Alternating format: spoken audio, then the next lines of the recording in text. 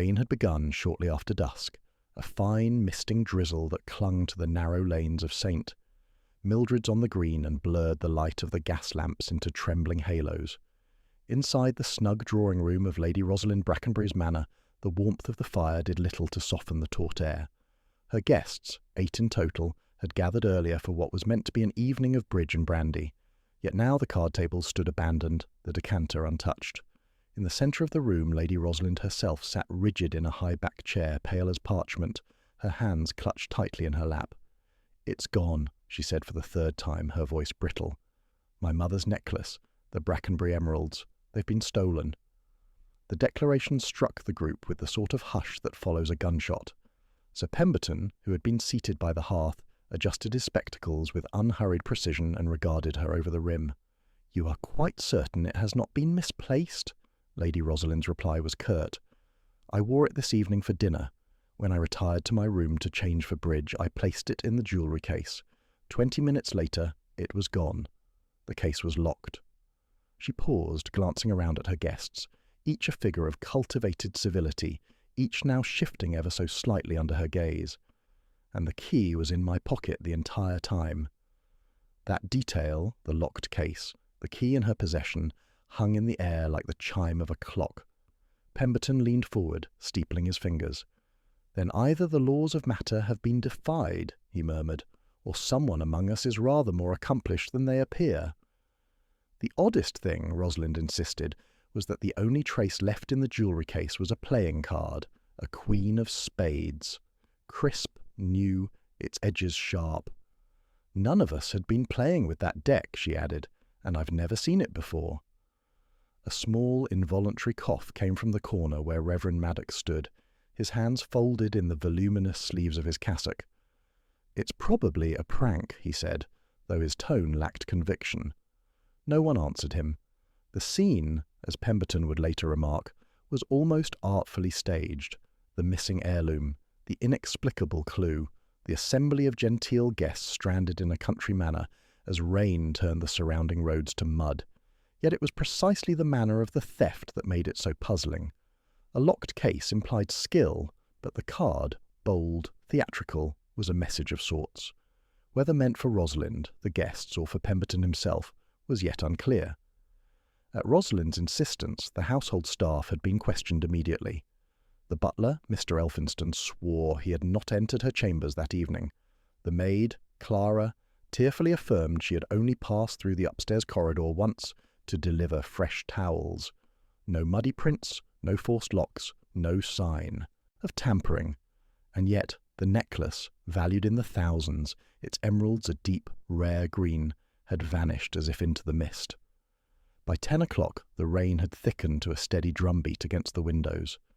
The guests lingered awkwardly in the drawing-room, Reverend Maddox pretending to peruse a book, Mr. Alistair Forbes, a portly banker with a taste for cigars, pacing the carpet, Miss Evelyn Hart, a willowy spinster with sharp eyes, watching Pemberton with an intensity that suggested she was assembling theories of her own.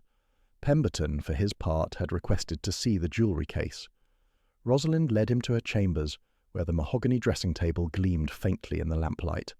The case was an ornate French make, brass fittings polished to a mirror finish. He examined the lock. No scratches, no sign of force. The inside was lined in pale blue velvet, smooth and unwrinkled, save for the Queen of Spades, which lay precisely where the necklace ought to have been. He did not touch it at once, merely studied it, as if its position and orientation might speak. "When you say you locked it yourself," he asked, "was anyone with you?" "Number, I locked it, placed the key in my gown pocket and went straight downstairs." "Which pocket?" She gestured to the right-hand seam of her gown. Pemberton's brow furrowed almost imperceptibly. "You did not leave the drawing-room after that?" "Not until I went to fetch the necklace. You see, we had planned to play for high stakes tonight. The emeralds as the prize, for a bit of fun. Alistair proposed it. I thought it would liven the evening." "And you announced this at dinner?" Her eyes narrowed slightly. "Yes. Why?" Pemberton said nothing, but mentally filed the detail away. A public announcement of value, followed by an opportunity for all to circulate freely, even briefly, around the upper floor. He returned to the case, lifting the card with gloved fingers. It bore no marks, no smudge of ink, no impression of handwriting, yet the card's presence was as intentional as a signature. When they returned to the drawing-room, the air was heavier still. He asked each guest in turn where they had been during the 20 minutes in question. The accounts overlapped, Miss Hart fetching her knitting from the parlour, Reverend Maddock stepping into the library for a sermon draft, Mr. Forbes wandering in search of cigars, but none could be corroborated without the testimony of another, save for the maid, who claimed she had glimpsed Mr. Forbes on the upstairs landing. The banker bristled at the suggestion. "I was on my way to the lavatory," he said, flushing slightly. "Hardly a crime." It was then that Pemberton noted the faint scent of tobacco clinging to the air near Rosalind's chambers.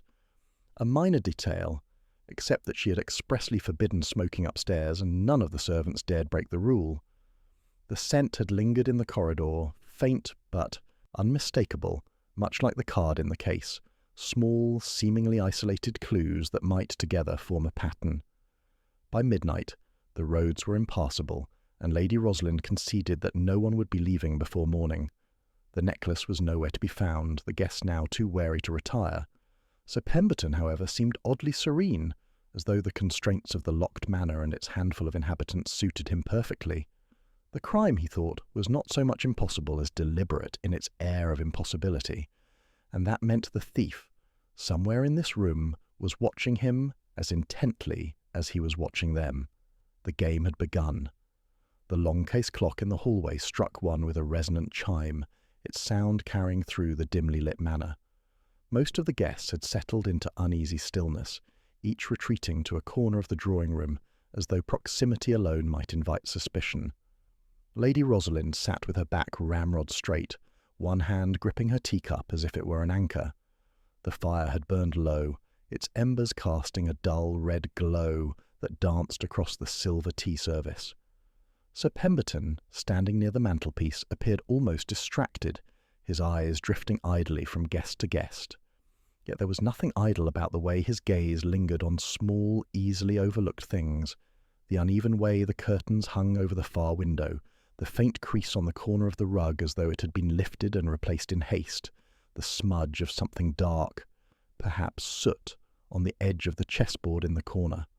Inspector Harding arrived shortly after 1:30, having trudged from the village constabulary through ankle-deep mud. He was a thick-set man in a sodden overcoat, his expression suggesting that the case struck him as more nuisance than challenge. "Well, then," he said briskly after Rosalind's account, "we'll search the house from attic to cellar, speak to everyone, and keep an eye out for this necklace of yours. No one leaves until morning." Harding began his work with the methodical patience of a man used to sorting through domestic disputes and missing poultry. He questioned each guest again, making notes in a small leather book, but his questions lacked the precision Pemberton favoured. The inspector's attention was fixed on alibis and opportunities, not the subtler inconsistencies that had already begun to stir in Pemberton's mind. It was during Harding's inspection of the upstairs corridor that Pemberton's eyes caught something peculiar. The carpet runner outside Rosalind's room had a faint trail of damp spots, so small they might have escaped any casual notice. They were not the muddy smears one might expect from outdoor shoes, but pale, uneven patches, almost like water splashed from a small source. They stopped abruptly halfway down the corridor, near a small side table topped with a decorative porcelain vase. Pemberton crouched, studying the vase. It was filled with fresh flowers, their stems glistening from recent watering. He touched the rim, noting a faint chip on one side, then straightened as Harding turned toward him. "Something interesting?" the inspector asked. Pemberton's tone was mild. "Only that someone seems to have been careless with water in a place it has no business being. A curious thing, considering the flowers could have been watered this morning." Harding shrugged. "Housemaids, I expect. They're always splashing about." But Pemberton was unconvinced. If the trail had been older, it would have dried entirely. Instead, it still showed faintly in the lamplight. And the abrupt end of the marks, nowhere near the staircase, suggested they had not been made by someone merely passing through. When they returned downstairs, Harding began the formal search, posting a constable at the front door and sending another to question the servants again. The guests watched this quiet choreography of authority with varying degrees of irritation and anxiety. Mr. Forbes puffed irritably at an unlit cigar. Miss Hart sat with her knitting untouched in her lap, and Reverend Maddox flipped absently through the pages of his book without once turning his eyes to the text. Pemberton settled into an armchair opposite Rosalind and spoke in a voice meant to carry just enough.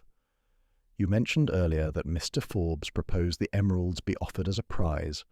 That was before dinner." Rosalind nodded. "Quite out of the blue, too. He said a bold wager might make the evening memorable." "And it was generally agreed upon?" "Not by everyone," she said, glancing toward Miss Hart. "Evelyn was rather against it." The spinster's voice was sharp when she spoke. "It struck me as absurd. I said so plainly. I thought it tasteless to gamble with family heirlooms." Mr. Forbes gave a dry chuckle. "And yet it would have made for a far livelier night than a few dreary rounds of bridge." Pemberton let the remark pass, though he noted the banker's tone, an edge of defensiveness that came too quickly. His gaze drifted to the tea service. There were 8 cups on the tray, yet only 6 had been used. 2 sat pristine, untouched. He wondered who had declined tea and why, in a room where nearly everyone seemed in need of comfort. A small commotion interrupted his thoughts. Clara, the maid, entering with a folded blanket for Lady Rosalind. As she laid it over the lady's lap, Pemberton noticed a faint tightening at her jaw when her eyes passed over Mr. Forbes. Not fear precisely, but something close to unease. "Clara," Pemberton said gently, "you watered the flowers upstairs this evening, did you not?" Her eyes widened. "No, sir, not after breakfast this morning." "Quite certain?" "Yes, sir. I never go upstairs in the evening unless I'm called for." Pemberton leaned back, satisfied with the answer. The water trail, then, was no idle accident. Someone had gone upstairs after dinner with something damp and stopped near that vase. Why? To hide something, to retrieve something. The questions formed silently as Harding reappeared from the library, shaking his head. "No sign of the necklace anywhere obvious," the inspector announced. "We'll start searching the guest rooms next." The room stirred at this. Mr. Forbes muttered something about invasion of privacy, while Miss Hart declared that such a search was only sensible. Pemberton watched them both, his mind moving not with the inspector's blunt force, but with a more delicate touch. If the necklace had been hidden in haste, it would be somewhere accessible, but not obvious. Perhaps somewhere that could withstand only a cursory search. It was then that Pemberton's attention returned to the Queen of Spades. He retrieved it from his breast pocket, holding it between thumb and forefinger. An odd calling card, wouldn't you say? Bold enough to be noticed, yet meaningless on its own. Reverend Maddox cleared his throat. "Perhaps a jest gone wrong. I've heard of thieves who leave tokens, signatures of their misdeeds." "Indeed," Pemberton said, his gaze sweeping the room. "But such signatures are dangerous. They are as much a declaration as a clue, and if one declares too much, they may not realize what they've given away." He saw it then, so slight it might have been missed entirely. Mr. Forbes, who had thus far met every remark with bluster, avoided looking at the card altogether, fixing his gaze firmly on the fire. Not the reaction of someone curious about an unusual clue, but of someone who knew precisely what it meant and dared not betray that knowledge. Still, knowledge alone was not guilt, and Pemberton was far from drawing conclusions. The deception here was layered. Someone had moved about the house after the theft. Someone had been careless enough to leave a trail, and someone, perhaps the same person, was guarding a private reaction to a public clue. The picture was not yet clear, but the edges were beginning to take shape, and somewhere, in this quiet tangle of polite conversation and damp corridors, the Brackenbury Emma, the drawing-room had grown stifling, the air thick with the mingled scents of damp wool and smouldering ash. The fire snapped sharply in the grate, but the warmth did little to dispel the tension. Inspector Harding had taken to pacing in front of the hearth, his notebook in hand, while Sir Pemberton sat comfortably in an armchair, his long fingers idly toying with the edge of the Queen of Spades. The guests knew, by now, that neither the necklace nor the truth would be discovered without enduring further questioning. Harding began with the Reverend Maddox. "You say you were in the library during the time Lady Rosalind was absent from her chambers. Can anyone confirm that?" The Reverend's expression was serene, but his voice carried a faint hesitation. "I was alone. I needed to make some notes for my Sunday sermon. I didn't expect to have to prove it. Pemberton, leaning slightly forward, asked, "You wouldn't have noticed anyone passing through the corridor on your way there?" "I did see Miss Hart, I believe. She was carrying her knitting case." He offered the detail with a small nod toward the spinster, who met the statement with a tight-lipped smile. Miss Hart's voice was cool. "Indeed, I did pass him. I'd gone to fetch it from the parlour." She looked at Pemberton, not Harding, as she added, "And before you ask, no, I did not go upstairs. I detest climbing those stairs more than I must." Pemberton's brows rose slightly. "Curious, then, that Reverend Maddox placed you on the stairs' very landing." Miss Hart stiffened. "I never set foot on the landing. Perhaps he saw someone else and assumed it was me." The Reverend frowned faintly, a crease appearing between his brows. "I would not mistake another for you, Miss Hart. You wore that plum-coloured gown with the lace collar. It caught my eye." That subtle exchange hung in the air like the faint echo of a discordant note. Harding jotted something down without comment, but Pemberton watched both of them closely. Someone was misremembering or deliberately altering their truth. Next came Mr. Forbes, whose bulk seemed to fill the chair more than comfortably. He lounged back with forced ease, though his eyes flicked often to the card in Pemberton's hand. "Mr. Forbes," Harding began, "you were seen on the upstairs landing by the maid. What were you doing there?" "As I told you before, looking for the lavatory. This is hardly the labyrinth of Knossos, but in a large house one can take a wrong turn." "And yet," Pemberton said lightly, "the lavatory is to the left of the landing, not toward Lady Rosalind's room." Forbes's lips curled in a faint smile. "I was unfamiliar with the arrangement. I must have wandered the wrong way." "Wandered far enough to smell faintly of tobacco by her door?" The banker's gaze hardened. "I smoke cigars, yes. If the smell offends, my apologies. But it is hardly proof of anything more." Pemberton let it pass for the moment, though the defensiveness was telling. Lady Rosalind was questioned next. She sat straight backed, her hands resting lightly in her lap, though her fingers twitched at every question. Harding went through her account once more, each detail lining up precisely with her earlier statement. It was Pemberton who shifted the tone. "You announced at dinner that the emeralds would be the prize for tonight's bridge game. Did you keep the necklace on during the meal?" "Yes." "And you wore it back to your chamber yourself, with no one accompanying you?" "Yes." "You locked it away immediately?" "I did. I told you already. The key was in my pocket." Pemberton nodded, then said softly, "And when you returned for it, no one was in the corridor?" Her eyes darted briefly to the others before she shook her head. "No one." It was a small thing, but Pemberton caught it, the momentary glance, the fraction of a pause. She was sure of her answer, yet something about it carried the weight of careful rehearsal. Clara, the maid, was brought in again. She wrung her hands as she stood near the door, her eyes darting between the guests and the floor. Harding asked about her movements during the crucial half-hour, and she repeated her earlier account, delivering towels to the guest rooms, then remaining in the kitchen. "Clara," Pemberton said gently, "when you passed the landing, did you see anyone other than Mr. Forbes?" Her brow furrowed. "I think I might have seen Miss Hart's skirts turning the corner, but I couldn't be sure. It was only for a moment, and I didn't want to speak out of turn."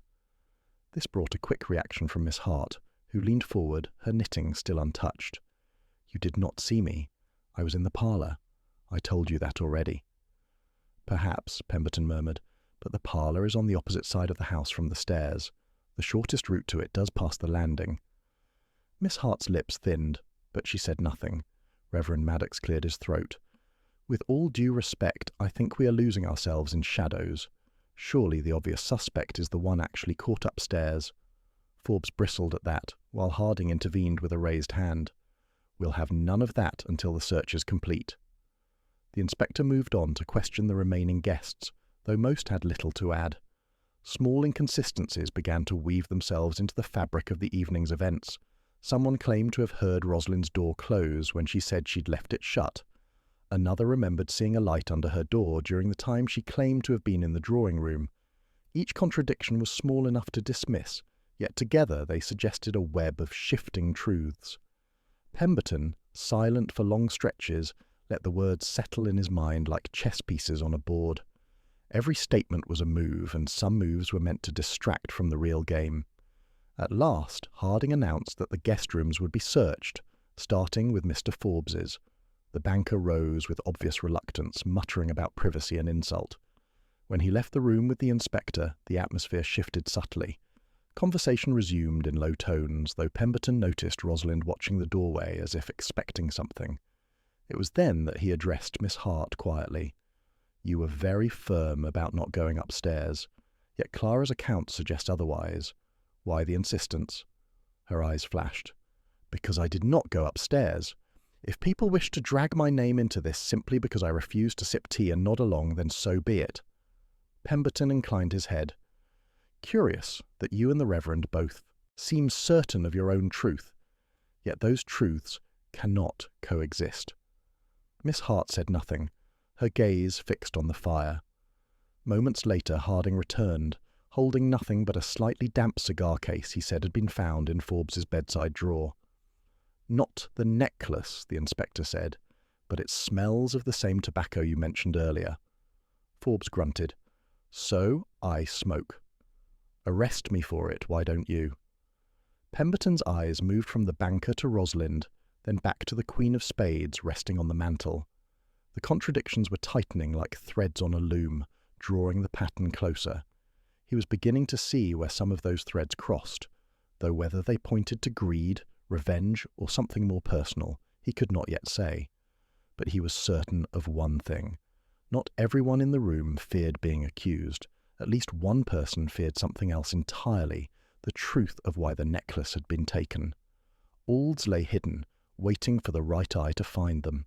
The rain had deepened into a relentless downpour, rattling the windows like impatient fingers. The storm's voice was constant now, a low roar beneath the quiet murmurs of the drawing-room. Most of the guests had settled into a sort of uneasy truce, avoiding direct accusations but keeping a watchful eye on one another. The Brackenbury emeralds were still missing. Harding's searches had yielded nothing, and the air felt saturated, not just with damp, but with the weight of things unsaid. Sir Pemberton sat a little apart from the others, his gaze half-lidded, fingers idly turning the Queen of Spades over and over. It was a familiar pose to those who knew him, a mask of idleness concealing a mind at full stride. He was not merely thinking of where the necklace might be, but why it had been taken at all. A theft for money was easy enough to imagine. The emeralds were worth a small fortune. But it was too easy, too flat. Every guest in the room had a more complicated relationship to Lady Rosalind than mere envy of her wealth, and the more Pemberton thought about those connections, the more tangled the web became. Mr. Forbes was the most obvious candidate if one considered greed alone.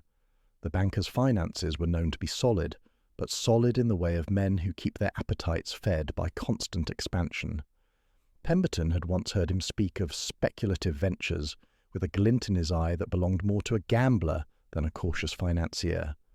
The emeralds could be fenced discreetly, turned into liquid assets that left no trace. Yet if Forbes had stolen them, why the theatrical calling card? He struck Pemberton as a man who valued profit over performance. Miss Evelyn Hart's motive might be less tangible, but no less potent. Her family, once prominent, had declined over the years, leaving her dependent on the hospitality of friends. There was history between her and Rosalind, old resentments perhaps, sharpened by proximity. During dinner she had been cool toward Rosalind, almost brittle in her politeness. Was it jealousy of Rosalind's status, a desire to humiliate her by making the loss of the emeralds a public embarrassment?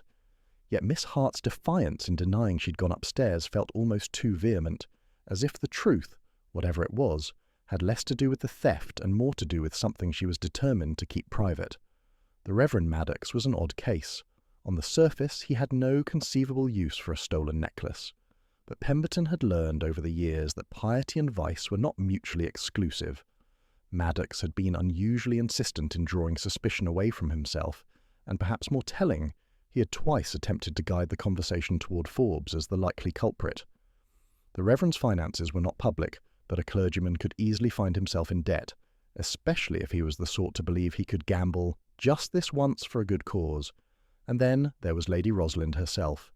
It was rare for a victim to be the architect of their own theft, but not impossible. Announcing the emeralds as a wager before dinner was a peculiar choice, especially given her otherwise cautious nature. Could she have arranged the disappearance herself, perhaps to claim the insurance or to conceal some financial strain? If so, planting the Queen of Spades might have been a diversion, but her reaction had seemed genuinely distressed, and Pemberton was not yet willing to conclude she was merely a skilled actress.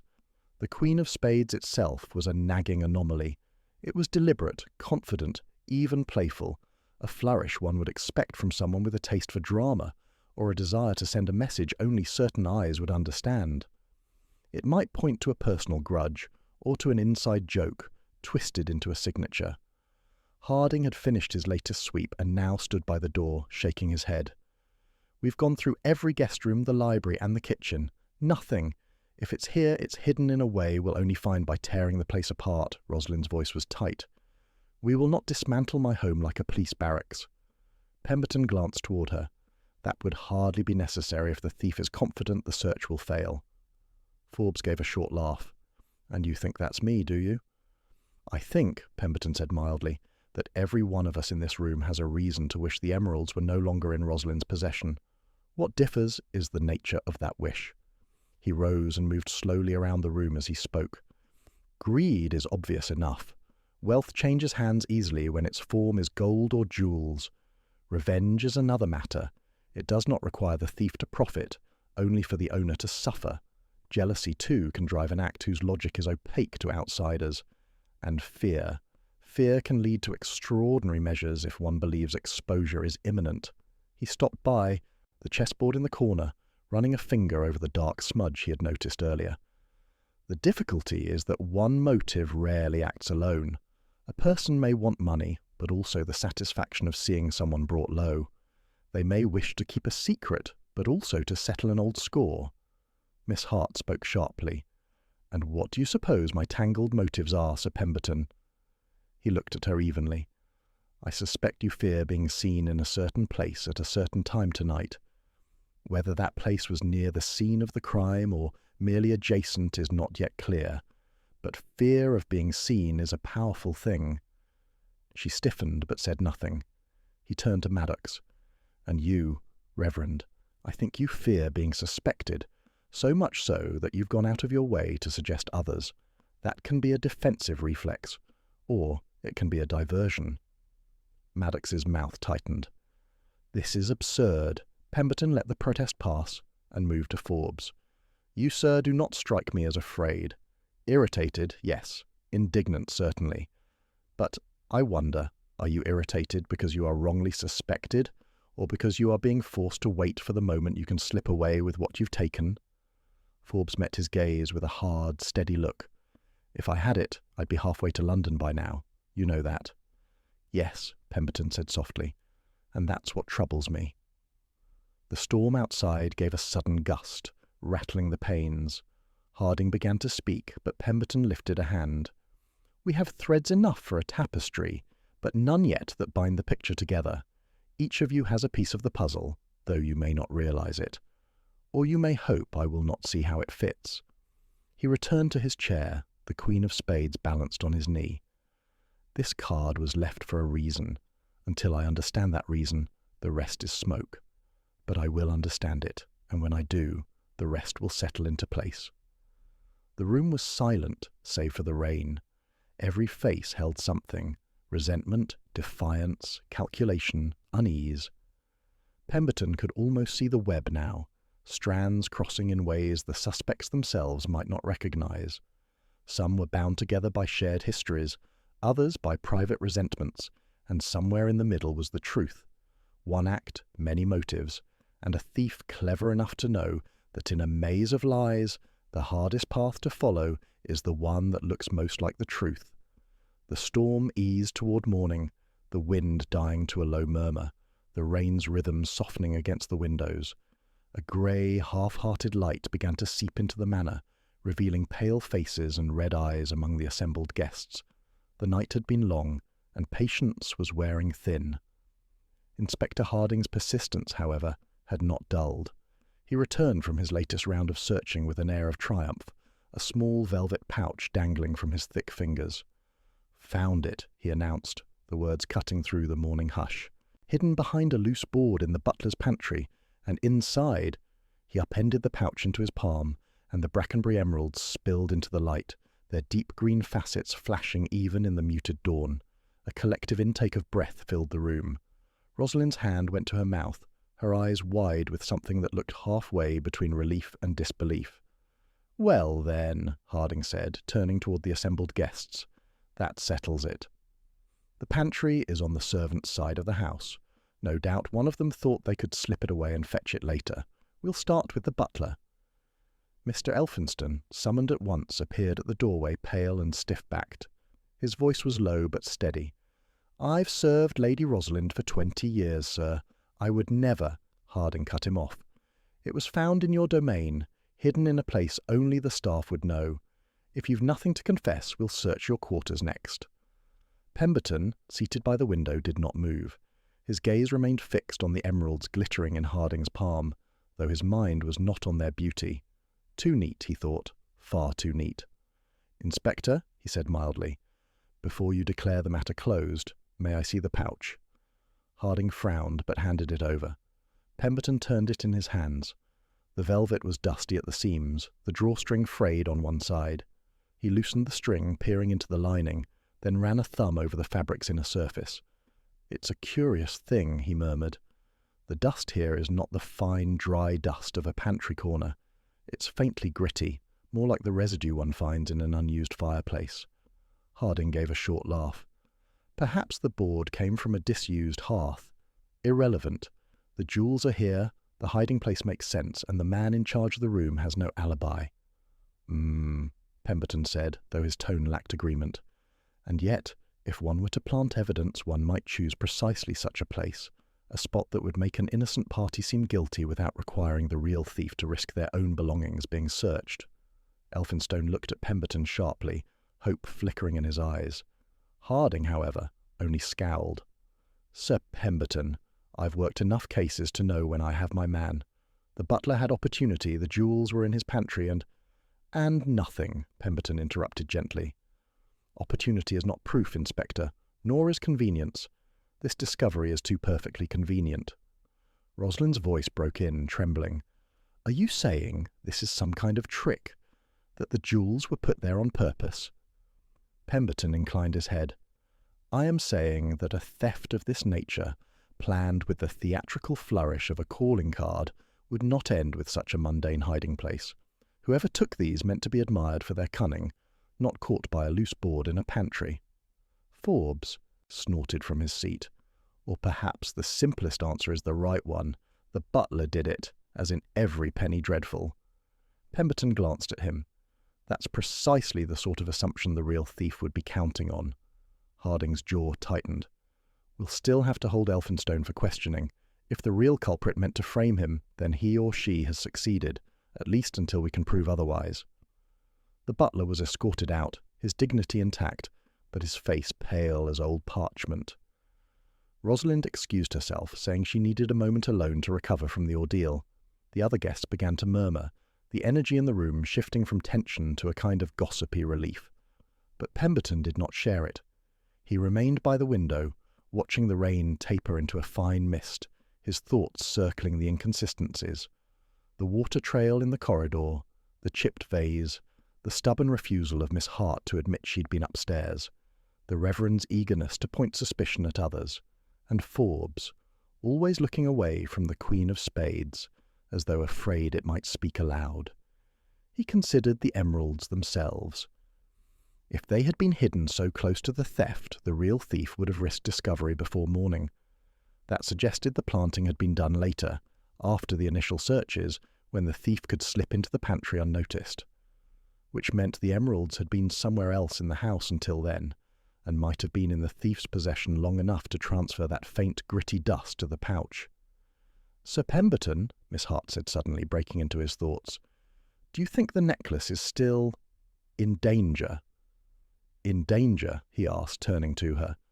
"I mean, if the real thief hasn't been caught, could they take it again?" He smiled faintly. If they wanted only to steal it, they would have kept it.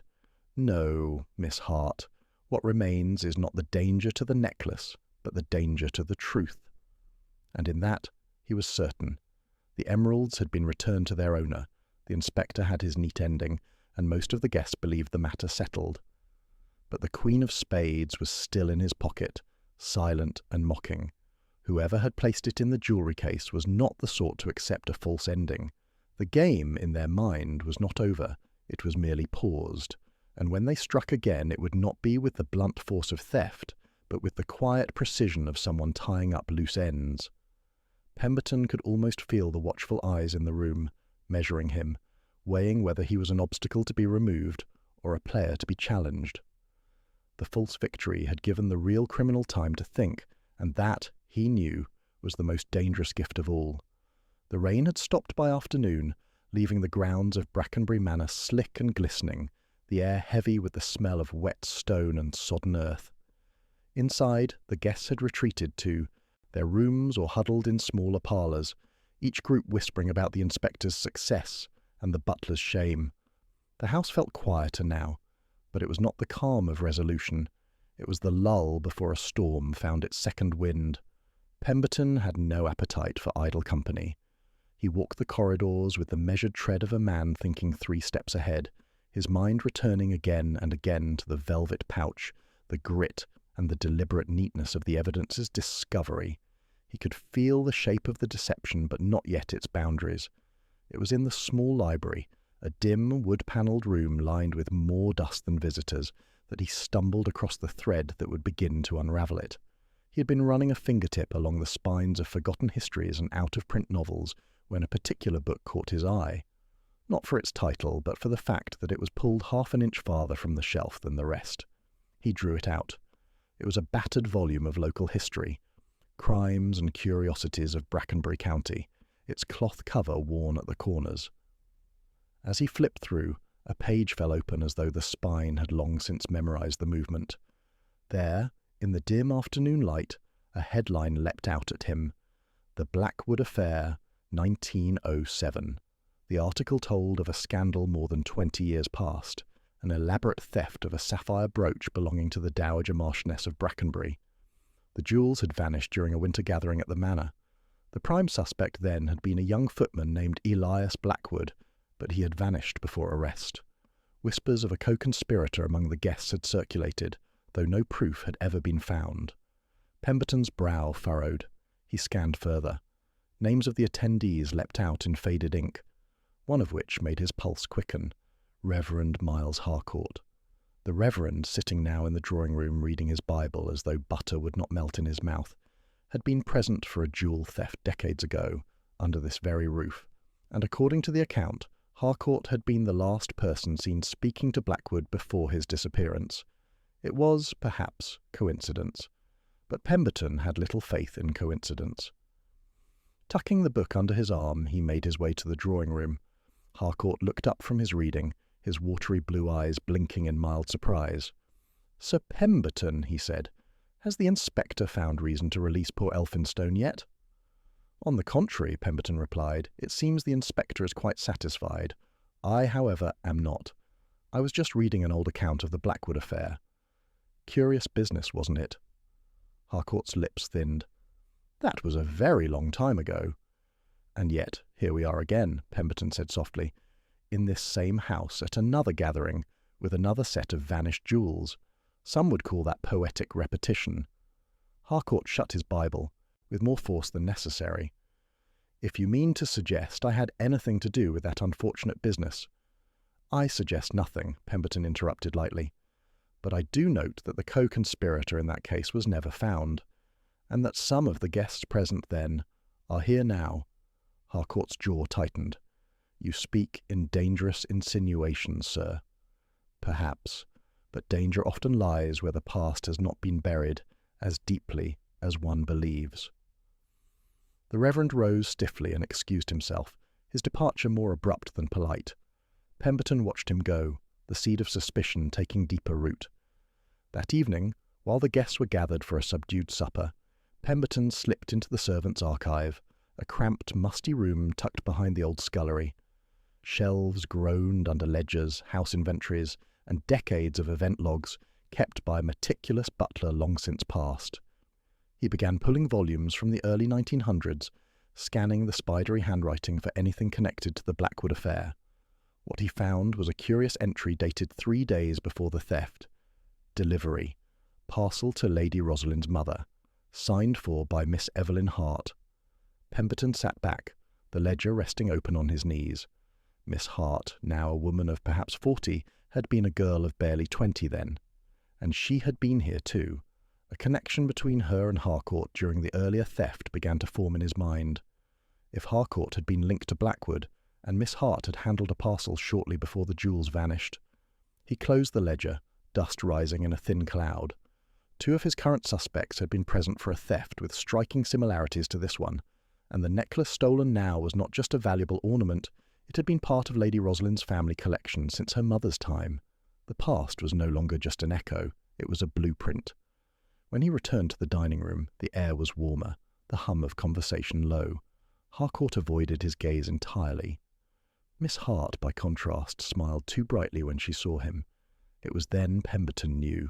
This was not simply a case of greed sprung from opportunity. The roots of the crime ran deep, entangling old loyalties, debts, and perhaps revenge long in the making. The shadow of 1907 still hung over Brackenbury Manor.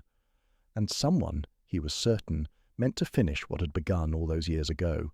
The only question was, were they here to reclaim a prize once lost, or to settle a score left unpaid?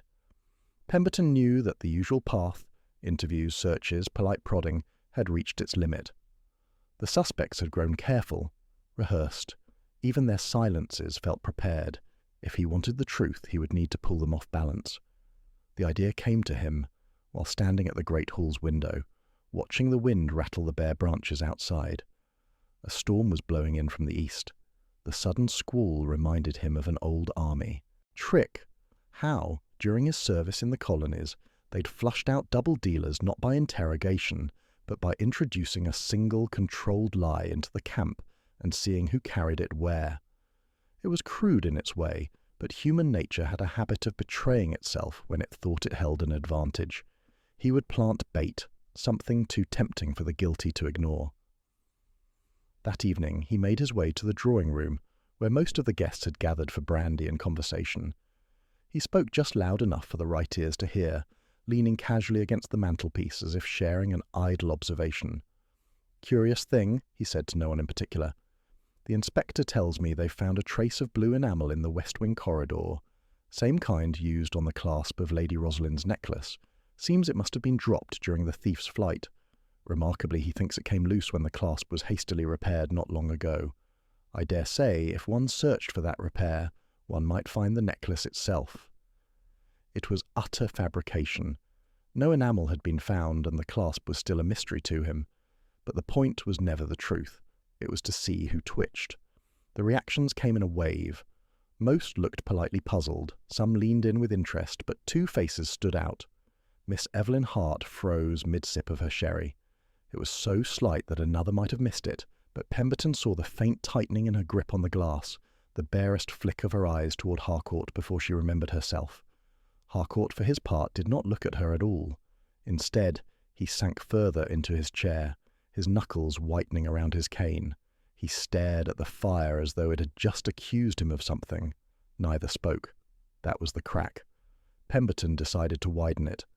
"The inspector says he'll be conducting that search tomorrow. I imagine whoever's holding the necklace will be losing a night's sleep." He let the words hang in the air like smoke, then turned away as if it were of no consequence. Later, when the guests had begun to disperse, Pemberton made a point of lingering in the hall outside the drawing-room, pretending to examine a framed hunting print. It didn't take long. Miss Hart emerged first, moving briskly, her slippers making barely a sound on the polished floor. She glanced once over her shoulder, then slipped into the corridor leading toward the east wing, away from her own quarters. Pemberton followed at a distance, silent on the carpet runner. She stopped outside a narrow servant's stairwell, reached into her reticule, and withdrew something small, a key. She opened the stairwell door, hesitated, then appeared to think better of it, slipping the key back into her bag before retreating. It was not conclusive proof of anything, but it told him she had somewhere in this house she could access discreetly, somewhere she did not want seen. The following morning, he refined his tactic. Instead of announcing his lie again, he had a note quietly passed to Harcourt by one of the footmen, under the pretence that it was from the inspector, stating that a witness had seen a man matching his description near the west wing shortly after the theft. The note was unsigned, as though the sender feared reprisal. From a corner of the breakfast room, Pemberton watched Harcourt read it. The Reverend's expression did not shift outwardly, but his free hand resting on the table began a slow, rhythmic tapping against the wood. Then he folded the note, slipped it into his pocket, and excused himself from the table with an unconvincing murmur about fresh air. Pemberton gave him 5 minutes before following. He found Harcourt in the chapel, the small draughty one attached to the manor, pacing near the altar with his back to the door. Harcourt stopped pacing when he heard the footsteps. "You followed me," Harcourt said without turning. "Not so much followed as wandered in the same direction," Pemberton replied. "Tell me, Reverend, what does a man pray for when he's cornered? Forgiveness or escape?" Harcourt turned then, eyes hard. "You think you're clever, sir, but you're meddling in matters you don't understand."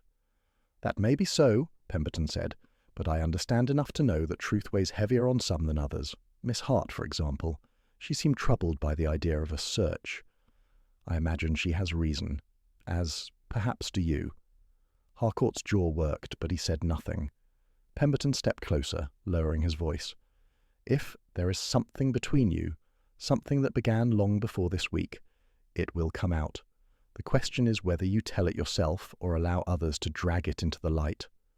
For a moment, Pemberton thought Harcourt might speak, but instead the Reverend turned sharply, striding past him and out into the hall, his cane striking the stone with each step. It wasn't confession, but it was movement. Both Harcourt and Miss Hart had reacted to information that didn't exist. Both had something they feared being found, and that fear would guide him straight to the truth. If you want, I can now continue directly into Part 8. The trap tightens so the momentum doesn't break. The storm had blown itself into a steady, cold drizzle by the next morning, leaving the manor steeped in a grey, restless gloom.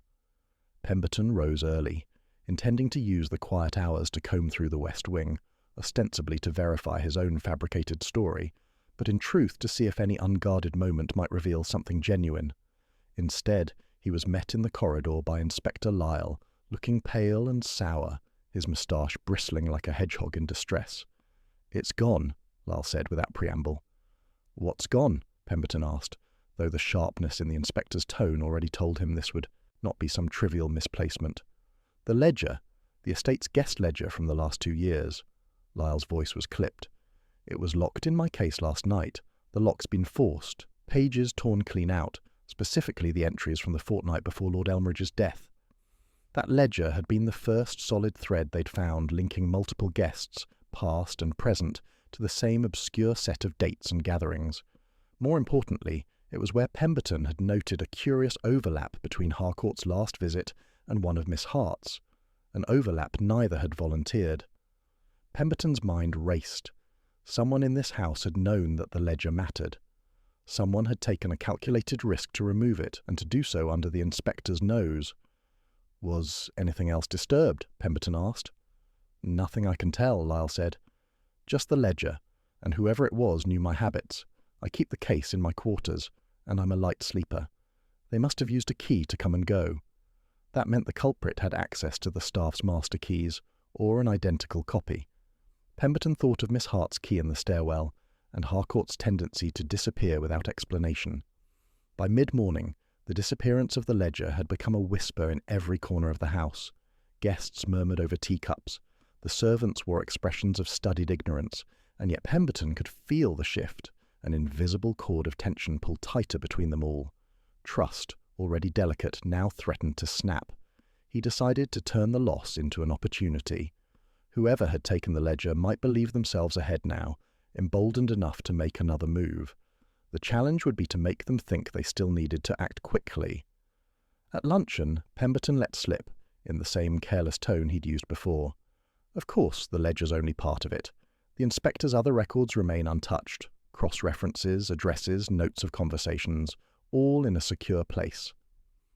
It was another bluff, but it had the desired effect. Several pairs of eyes flicked toward him in unguarded curiosity, and one in particular, Mrs. Dorian, the widowed cousin of the late Lord Elmridge, tightened her lips as if she had bitten down on a word she should not speak. That evening, while the guests engaged in the strained politeness of after-dinner cards, Pemberton slipped away to the library. He had begun to suspect that the real danger was not only in the theft of evidence, but in its destruction, and that the thief might yet try to remove whatever other records they believed existed. The library was empty, its air thick with the scent of leather and old paper. He moved toward the desk in the far corner, one often used by the late lord, and began checking the drawers for signs of recent disturbance. A faint sound behind him froze him in place, the soft click of the library door shutting. "Looking for something?" a voice asked, low and edged. Pemberton turned slowly. Mrs. Dorian stood just inside, one hand still on the latch. Her expression was polite, but her eyes were sharp in the lamplight. "Only a book," he said mildly, "though I've always found that some books contain more truth than their covers suggest." She stepped closer, her gaze flicking briefly to the desk he had been examining. Truth can be a dangerous indulgence, particularly in houses like this. Pemberton caught the faintest whiff of smoke then, old smoke clinging to her gown, the kind that came from burning paper, not hearth logs. "You seem troubled, Mrs. Dorian," he said. "I hope the rain hasn't dampened your spirits." Her lips curved in a humorless smile. "Some things are better left dampened, otherwise they have a way of catching fire." With that, she turned and left as quietly as she had come. When he returned to his own quarters, a folded scrap of paper had been pushed under his door. It bore no name, only the hastily scrawled words, "She is not the only one destroying what you seek." Pemberton sat heavily on the bed, the note trembling between his fingers. The theft of the ledger was not an isolated act. It was part of a concerted effort to erase the past before it could speak. And now, the enemy was not just one pair of hands in the dark. It was several. If you'd like, I can roll straight into part 9, closing the net, where Pemberton begins to set his final decisive trap before the truth vanishes completely. The house was restless that night, though the rain had stopped. The long corridors seemed to carry every sound too far, the creak of a floorboard, the faint closing of a door, the whisper of slippers on carpet. Pemberton found himself listening more than sleeping, his senses sharpened by the gnawing certainty that the theft of the ledger was not an end, but a prelude. He was proved right in the hour before dawn. A scream shattered the fragile quiet, rising from somewhere in the east wing. Pemberton was out of bed and moving before the sound faded, his dressing gown thrown over his shoulders, his bare feet silent on the carpet. Others were already stirring, voices calling in confusion, hurried footsteps converging toward the source. They found Harcourt, the once composed solicitor, slumped halfway across the threshold of his own room, his nightshirt torn and darkened with a spreading stain. His eyes were open, fixed on nothing. Inspector Lyle pushed through the growing cluster of onlookers, his face set in grim lines. "Everyone back, now." A quick glance told Pemberton two things. The wound was deep and deliberate, driven under the ribs from the side, and Harcourt had not died instantly. There were faint smears of blood leading from the desk inside his room toward the hall, suggesting he had tried to reach the door. But it wasn't Harcourt's body that sent Pemberton's mind reeling. It was the half-open desk drawer, behind him. Inside, he could just see the corner of a bound ledger, smaller than the estate's guest book, but instantly familiar. Harcourt had kept his own records, perhaps copies of sensitive transactions or agreements, perhaps something more damning. Now, whatever they contained would be evidence in a murder case. As the inspector herded the shaken guests back to their rooms, Pemberton lingered in the doorway, letting his eyes sweep the scene. A scrap of fabric lay near the body's right hand, black silk, frayed at one edge. He knew of only one person in the house who habitually wore a black silk scarf indoors. Miss Hart. It was almost too neat, too obvious, which was precisely why he distrusted it. The day passed under the heavy pall of Harcourt's murder. Lyle locked the east wing entirely. stationing a constable in the hall, while the servants whispered about a curse in tones too low to be called gossip. Pemberton knew the true danger was subtler. Harcourt had died for possession of some truth, and the killer had calculated the risk worth taking. By evening, Pemberton's unease had sharpened into a conviction. Someone was accelerating their plan. Harcourt's death was not just to silence him, it was a warning to anyone else who might interfere. That included Pemberton himself. He tested the theory shortly after dinner. Making an excuse to retire early, he slipped into the darkened corridor that skirted the library and the east wing's locked doors. The house was hushed, but in that hush he caught it again, the faint, deliberate creak of a board ahead. He flattened himself against the wall just as a shadow glided past the spill of light from the stairwell. The figure moved swiftly, almost silently, but the glint of a metal object in their hand betrayed them. Not a knife this time, a small glass vial. Pemberton's pulse quickened. Poison? Solvent for destroying documents? He began to follow, his steps matched to theirs, until the figure reached the narrow service stairs and descended. He was halfway down when a sudden rush of air and the slam of a door below told him they had sensed pursuit. The chase spilled into the darkened conservatory, where moonlight turned the glass walls into pale ghosts of themselves. Pemberton caught a glimpse of the intruder's face, only enough to know it was not Miss Hart nor Mrs. Dorian, but someone whose presence here should have been impossible. The butler, Mr. Cleaver. Before Pemberton could close the distance, Cleaver pivoted, hurling the vial toward the floor between them. It shattered, releasing a bitter, acrid cloud that clawed at Pemberton's lungs and eyes. By the time he stumbled out into the corridor, coughing hard, Cleaver was gone, vanished into the maze of servant passages. The attack was no mere threat, it was a statement. They knew Pemberton was closing in. They were willing to kill again to stop him. And for the first time since arriving, Pemberton realized the truth was not a puzzle waiting patiently to be solved. It was running out of time. The storm outside had returned with a quiet vengeance. No thunder this time, only the persistent hiss of rain against the old manor's windows. Pemberton sat alone in the dim light of the library, a notebook open before him, his pen unmoving. The chaos of the past 2 days swirled in his mind like the wind outside. The theft of the ledger, Harcourt's murder, Cleaver's escape into the service corridors. It was a mess. But messes, Pemberton knew, had a way of betraying their maker. He began listing events in sequence, forcing himself to mark only what was certain: times, places, objects, words he'd heard spoken exactly as they were. Halfway down the page, his pen paused over one entry. Mrs. Dorian mentioned the East Wing clock stopped 2 nights ago, an offhand remark at breakfast, almost lost amid chatter.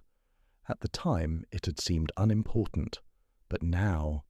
Pemberton rose and crossed to the far wall, pulling the heavy estate map from its hooks. The East Wing's clock was mounted above the narrow servant stair where Harcourt had been found. If it had stopped exactly when Mrs. Dorian claimed, it could mean 2 things. Either the power to that wing had been deliberately cut, or something had jarred the clock's delicate mechanism. Something, like a sudden blow.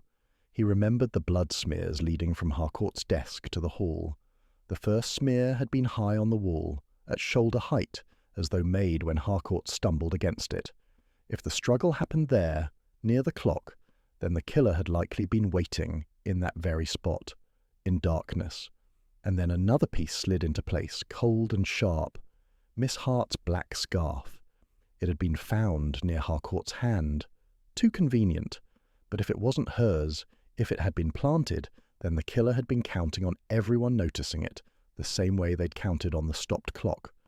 They wanted the trail to point toward a specific person, which meant they'd had time before anyone else arrived at the scene. Pemberton closed his eyes, letting the layout of the manor take shape in his mind. Who could have moved so quickly after the murder? Who could appear in one wing almost instantly after being in another? The servants, yes, but also those who knew the hidden passages.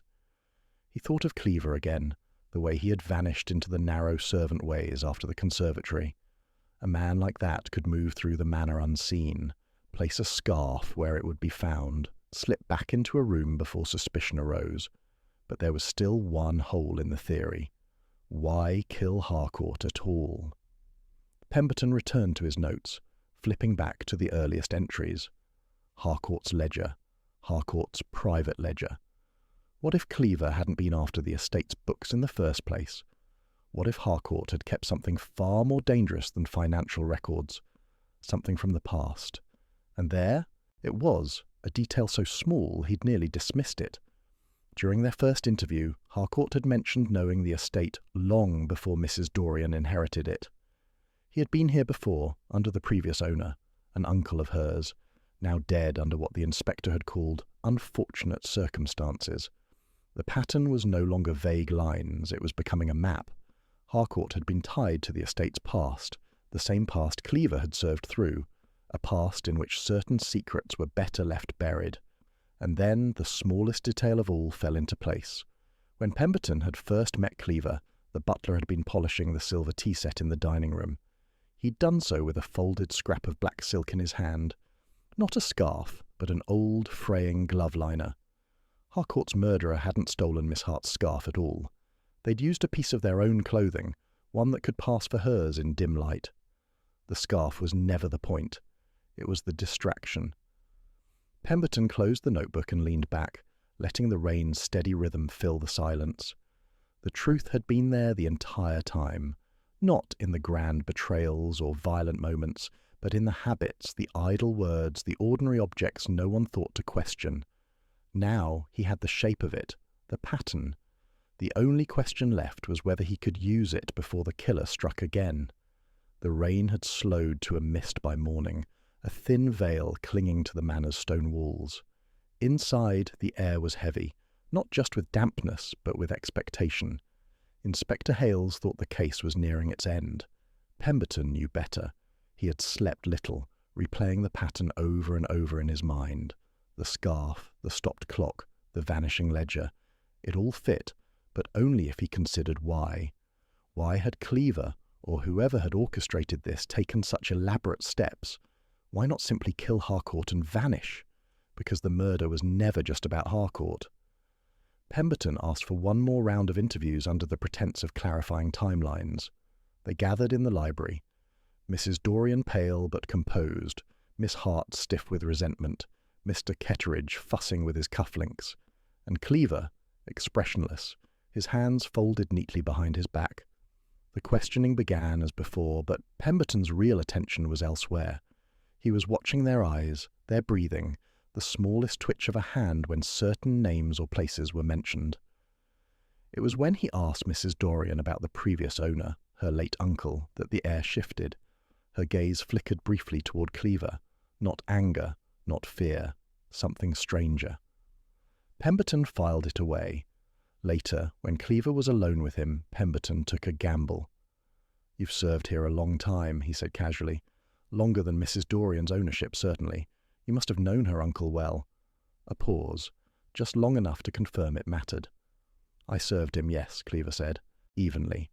"And Harcourt too, from time to time." Another pause. "From time to time." The rhythm of the words was wrong, measured, controlled. Pemberton pressed further. "You know, I think Harcourt kept something from those days. Something he shouldn't have. Something that could ruin a person's life." For the first time, Cleaver's composure cracked, not in expression, but in a sudden stillness, the way a predator freezes when spotted. That was the moment Pemberton knew. The motive wasn't money. It wasn't even power. It was protection. Harcourt had discovered something about Mrs. Dorian's past, something tied to her uncle, something she would never want the world to know. And Cleaver, loyal to a fault, had done what he thought necessary to keep it buried. Later that night, Pemberton stood by the darkened window of his guest room, watching fog curl over the estate grounds. He thought of the old newspaper clippings he had found in the town archive, a half-forgotten scandal involving Mrs. Dorian's uncle and the disappearance of a young maid. The investigation had been quietly closed. It explained everything.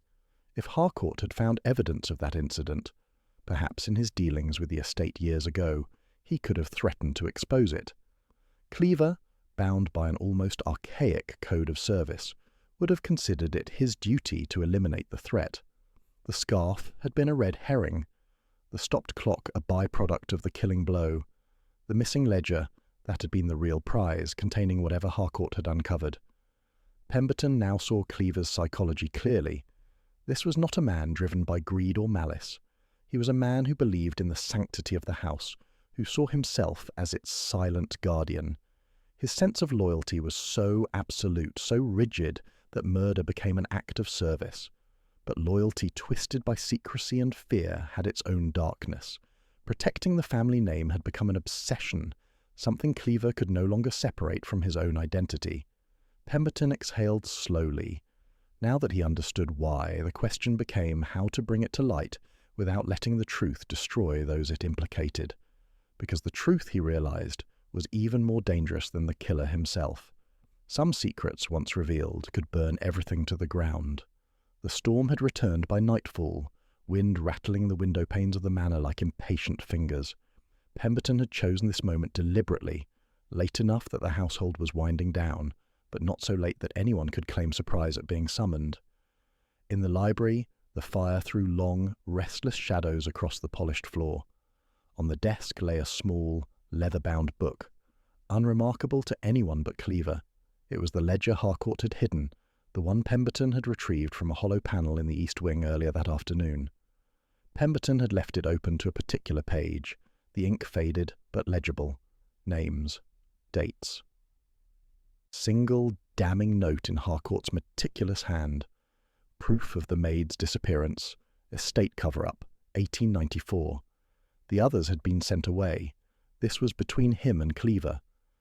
When the butler entered, his expression was as unreadable as ever, but his eyes flicked, just once, to the ledger. "I believe," Pemberton began, his voice low, "you've been protecting the wrong thing, Mr. Cleaver." Cleaver did not answer, but the faint tightening of his jaw was enough to confirm that the hook was in. "You could have burned this," Pemberton went on. "You could have made sure no one ever saw it. Instead, you took it from Harcourt, hoping to keep it safe. But you couldn't risk him speaking of it before you acted. That was your mistake." The wind moaned through the chimney, a long, mournful sound. Cleaver stepped closer, his shadow swallowing the edge of the desk. "You don't understand," he said finally, his voice taut. "This house, it has endured scandal before, barely. If that record came to light, it would destroy what remains." Pemberton's gaze was steady. "And so you destroyed Harcourt instead." For the first time, Cleaver's composure truly faltered. A breath shuddered from him, and his eyes, normally cold, held something like grief. "He would have ruined her," he whispered, "after all she's suffered to keep this place standing, to keep her family's name from being dragged through the mud. He wanted payment, yes, but it wasn't the money. He enjoyed the power it gave him. I could see it." "And so you decided to be judge, jury, and executioner," Pemberton said. "All in the name of loyalty." Cleaver's gaze dropped to the ledger. "Loyalty is all I have left." The silence between them stretched, heavy as the storm. Then Pemberton moved, slowly, deliberately around the desk, putting himself between Cleaver and the ledger. "You have one choice left, Mr. Cleaver. You can tell the truth here and now and perhaps save what little honor remains. Or you can try to walk away, and I promise you the constable waiting in the hall will make sure you don't get far." Something shifted in Cleaver's stance. Not quite surrender, not quite defiance. Then, in a sudden, sharp movement, his hand darted toward the ledger, not to seize it, but to tear the incriminating page. Pemberton had anticipated it. His hand shot out, gripping Cleaver's wrist with surprising strength. The butler froze, the torn edge of paper fluttering beneath his fingers. "That," Pemberton said, voice like steel, "is the last lie you'll try to tell." Cleaver's shoulders slumped. Slowly he released the page. "It was quick," he murmured almost to himself. "No pain. I made sure of it." The confession hung in the air, fragile and final. Pemberton stepped back, allowing the constable to enter. Cleaver did not resist as they led him away. At the threshold he glanced back once, not at Pemberton, but at the firelit shelves, as if memorizing them for the last time. When the door closed, Pemberton looked down at the ledger. The truth was now in his hands, but so was the choice of what to do with it. He knew that exposing every detail would scorch the Dorian name forever, and yet some part of him wondered whether that was the only way to truly end this story. The storm outside roared on, but inside the library was very still. The library had gone quiet after Cleaver's removal, the fire crackling in soft punctuation against the storm's howl. Pemberton remained alone with the ledger, its yellowed pages whispering of a history far older and darker than the events of the past week. The confession should have been the end, neat, orderly, the kind of conclusion the constable would write up and the public would nod over. And yet, something about Cleaver's final words gnawed at him. It was quick, no pain. Such a line should have been the cold comfort of a man explaining his own act. Instead, there had been a trace of almost rehearsed detachment. Pemberton replayed the moment in his mind and noticed it, the way Cleaver's eyes had flickered just briefly toward the ledger before speaking, not toward Harcourt's name, toward a date, 1894. He turned the pages back, scanning the cramped handwriting. The ledger's oldest entries dealt with estate accounts, but in between purchases of coal and repairs to the greenhouse, Pemberton found something stranger, discrete payments, spread over decades, all to the same initials, H.L. His pulse quickened. Harcourt Latham, the victim's father. This was no blackmail ledger. It was a record of someone being paid off, and if those payments continued well past Harcourt Latham's death, they could only be going to one person, his daughter, Lady Dorian. The realization struck with the cold clarity of lightning through a window pane. Cleaver had been protecting her not merely from scandal, but from discovery as the very architect of the crime Harcourt had threatened to expose. Whatever had happened in 1894 was her doing, and Harcourt had known enough to wield it against her. The door opened without a knock. Lady Dorian entered, composed as ever, her silks whispering over the floorboards. She regarded the ledger on the desk with faint distaste, as though it were an insect. "I suppose you've seen enough," she said, her tone soft but edged. "I've seen too much," Pemberton replied evenly. "Enough to know Cleaver's confession was only the first layer. He killed Harcourt, yes, but not for himself. For you." A faint smile touched her lips. And what a gallant thing for him to do. Imagine carrying a burden like that for me. "You manipulated him," Pemberton said, stepping toward her. "You've been doing it for years. The payments, the cover-up of the maid's disappearance, the silence you bought. You let Cleaver believe he was preserving the family's honor when he was really protecting your secret." Her smile did not fade, but her eyes hardened. "You assume I care about honor, Mr. Pemberton. What I care about is survival. My father's disgrace would have seen us in ruin. I learned then that sentiment has no place in power." The rain battered the windows, a steady, relentless sound. "Cleaver will not speak of you," Pemberton said. "He's too loyal. The constable will think the case closed. But I know the truth, and the question is, what do I do with it?" Lady Dorian stepped closer, her perfume a faint trace of roses and iron. "You could expose me," she said softly. "But think what would follow. This house broken, dozens of people, servants, tenants, left without their livelihoods. And for what? To satisfy your own sense of righteousness?" Pemberton studied her. She was not pleading. She was calculating, laying the pieces before him like a chess master inviting her opponent to see the trap. "You could leave," she went on. "Take your tidy conclusion, let the constable have his victory, and know that the real prize, control of this estate, remains in my hands. That way, no one suffers who doesn't have to." He realized then that she had anticipated this moment. The ledger's presence in the library, Cleaver's deliberate half-confession, it had all been stage-managed to give Pemberton a choice rather than a victory. For a long moment, neither of them spoke. The fire hissed as a log collapsed into embers. Finally, Pemberton closed the ledger with deliberate care. "If I leave now," he said, "it will not be for your sake. It will be because I suspect the storm that will follow you, Lady Dorian, is far more instructive than the one I could unleash tonight." Her eyes flickered, not quite relief, not quite triumph. "Then perhaps," she said, "we understand each other." He took his coat from the stand, the night air biting cold as he stepped outside. Behind him, the manor stood against the rain like a fortress that had weathered worse. But as he walked toward the gates, Pemberton knew the game was not over. It had merely entered a longer, more dangerous phase, and somewhere in the dark, Lady Dorian was smiling. The autumn morning was pale and brittle, sunlight stretching across the frost-silvered grounds of Harrowwick Manor. From the lane, the great house appeared almost peaceful, as though the events of the past fortnight had been no more than a passing storm. But inside, the air was taut with expectation. Detective Pemberton stood in the drawing-room, its high windows drawing long bars of light over the assembled faces. Constable Rigby, stout and resolute, flanked Cleaver, still gaunt from days in the village jail. Lady Dorian sat in her usual place by the hearth, her expression calm, one gloved hand resting against her cheek as if this gathering were a minor inconvenience. "I've been asked to set the matter in order," Pemberton began, "to explain not merely who killed Harcourt Latham, but why, and how this truth was allowed to remain hidden until now." He let the words settle, gauging the room. Rigby's jaw was tight. Cleaver stared at the carpet. Lady Dorian met Pemberton's gaze without blinking. "The first deception," Pemberton continued, "was the simplest. Cleaver confessed because he wished to protect someone. That much he never denied. But his story was incomplete. What he left unsaid was that the murder was not born of his own quarrel with Harcourt. It was carried out at the urging of another, to silence a threat that had its roots decades in the past." Pemberton opened the battered ledger on the table.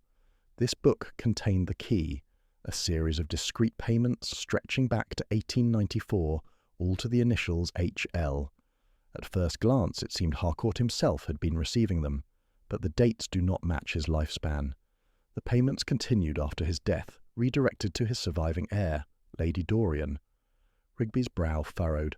"So it wasn't blackmail?" "Oh, it was," Pemberton said, "but in reverse. Harcourt had discovered a crime, one committed when Lady Dorian was barely more than a girl. A maid in service to her family disappeared under mysterious circumstances.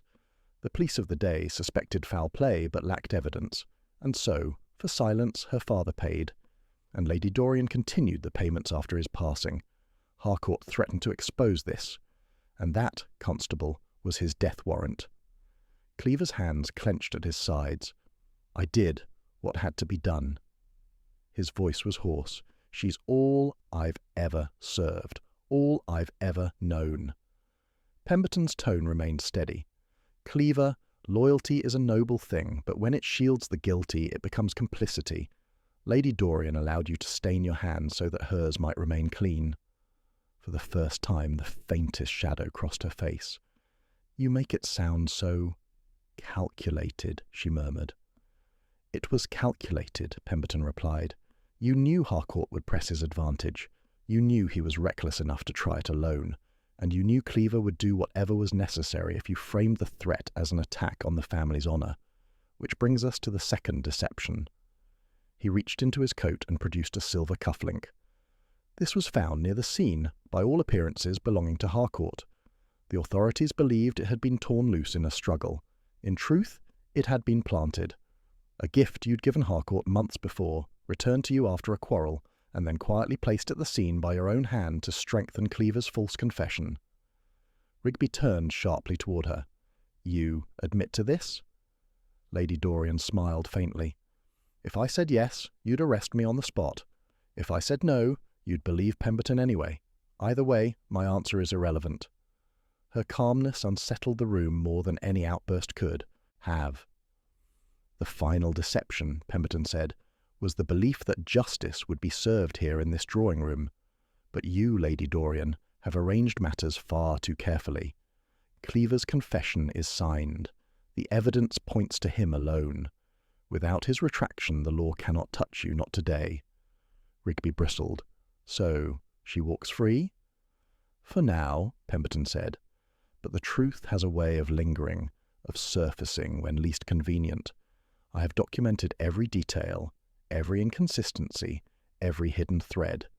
This ledger is no longer in your possession, my lady, and when the day comes that Cleaver's loyalty falters, or someone else steps forward, there will be nowhere left to hide." Lady Dorian's eyes glittered. "Then I shall make certain that day never comes." She rose, and for a moment the air seemed colder. "Gentlemen, unless you plan to take me into custody this instant, I will consider this discussion concluded. Breakfast will be served in the East Room." With that, she left, her footsteps receding into the hall. Rigby let out a low curse. "You're letting her slip away." "I'm giving her rope," Pemberton said quietly. "More than enough to hang herself." Cleaver was led away. The manor's silence returned, heavy and knowing. As Pemberton stepped outside into the cold morning, he looked back at the grand facade. The storm had passed, but its damage lay unseen beneath the surface. Justice for now had escaped, but not forever. In his coat pocket, the ledger's weight was a reminder. Every page, every line was a blade waiting for its moment, and when that moment came, Lady Dorian would not be smiling. The village road was still damp from last night's rain, the cobblestones gleaming in the pale light. Detective Pemberton's boots struck a steady rhythm as he made his way down toward the railway station, the weight of the ledger tucked under his arm. Harwick Manor was already shrinking into the distance, its tall chimneys fading behind the bare-limbed oaks. He should have felt relief. The case, at least on paper, was closed. Cleaver's confession secure, the Crown satisfied, the press preparing their inevitable lurid headlines. And yet, a faint disquiet trailed him like a shadow. A small, stubborn voice in his mind whispered, "Something's wrong." It wasn't Lady Dorian's composure. That he had expected. It wasn't Cleaver's blind loyalty either. No, this was something else. Something smaller. Pemberton stopped at the bend in the road, frowning. He replayed the crime scene in his mind. Harcourt's study, the broken lamp, the open window, the blood near the writing desk. Everything matched Cleaver's account, except one thing. The ink bottle. It had been overturned on the blotter, dark streaks running across Harcourt's unfinished letter. At the time, Pemberton assumed it had been knocked over in the struggle, but as he thought about it now, he realized the smudge marks ran against the grain of the wood, away from the edge where Harcourt had been standing, as though the bottle had been tipped deliberately, after the fact. Why? A train whistle carried across the hills, pulling him from his thoughts. He resumed walking, telling himself the detail was trivial, and yet that same voice in his mind persisted. Nothing is trivial. At the station, the morning crowd bustled about, porters hefting trunks, newspaper boys hawking broadsheets. As Pemberton purchased his ticket, he caught sight of a familiar figure at the far end of the platform, a tall man in a dark coat, hat brim low over his eyes. He was watching Pemberton. Their gazes met for the briefest instant before the man turned and stepped onto the departing locale to Cambridge. No one else seemed to notice him. Pemberton's fingers tightened around his ticket. He had never seen the man before, yet there was an unmistakable recognition in the stranger's expression. When the train pulled out, Pemberton moved to the bench to wait for his own. He unfolded the morning edition, expecting the front page to be splashed with Harwick's scandal. Instead, the headline read, "Mysterious fire destroys shipping records in London dockyards." He skimmed the column. The blaze had consumed years' worth of import and export logs. No suspects, no witnesses. But it wasn't until the final line that he felt the hair at his neck rise. Among the missing ledgers was one belonging to the late Harcourt Latham, recently recovered under unclear circumstances. His heartbeat slowed. The ledger in his possession was supposed to be unique. Had there been another copy, or was someone, somewhere, rewriting the truth before it could ever be told? The station bell rang, signalling his train's arrival. As Pemberton stepped aboard, he glanced back down the line toward the horizon. In the thin fog, for just a moment, he thought he saw the dark-coated man again, watching from beyond the fence, perfectly still. Then the train lurched forward, and the figure was gone. He sat by the window, the countryside sliding past in muted greens and browns. The ink bottle, the man in the coat, the missing ledger. Each was a fragment of something larger, something just beyond his grasp. In his coat pocket, his fingers brushed against the corner of an envelope he didn't remember placing there. He drew it out slowly. It was plain, unmarked, sealed with red wax. He broke it open. Inside was a single sheet of cream paper, neatly typed. "You're asking the wrong questions." Harrowick was only the beginning. No signature, no explanation. Only at the very bottom, a single small ink stain, just like the one on Harcourt's blotter. Pemberton folded the letter carefully and slipped it back into his pocket. Outside, the wind tugged at the hedgerows, scattering leaves across the fields. He leaned back, closing his eyes. The Harrowick case was over, at least for the courts. But the mystery?